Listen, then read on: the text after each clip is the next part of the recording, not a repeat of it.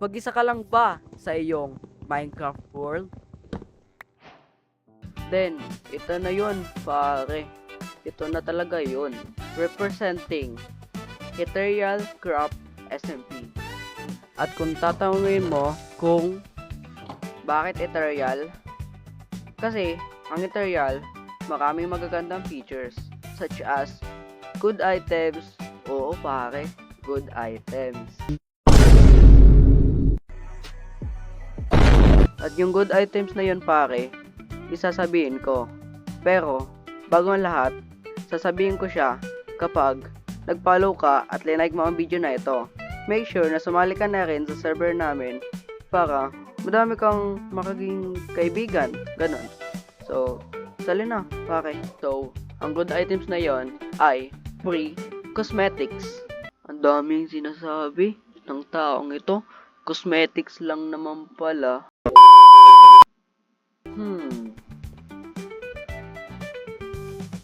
Nagkakamali ka pare. Hindi lang to basta cosmetics. Madami din tong nagagawa. Meron ako ditong cosmetic key. Tapos, kukuha tayo ng isang cosmetic item. Tapos, papakita ko sa inyo kung anong nagagawa nito. So, pupunta tayo dito at kukuha tayo ng cosmetic. Yan. So, ayan ang cosmetic crate. Kukuha tayo. Right click lang natin. At yun. Nakakuha ko ng isang Angel Knight Key. So, ang gagawin natin is pupunta tayo sa Warp Cosmetics. Yan. Oops, mali. Warp Cosmetics. Ayan. Tapos, andito na tayo man.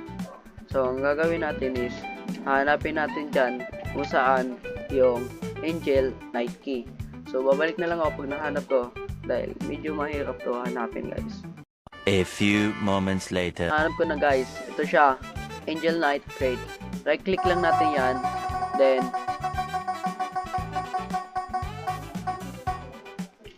so, ayun.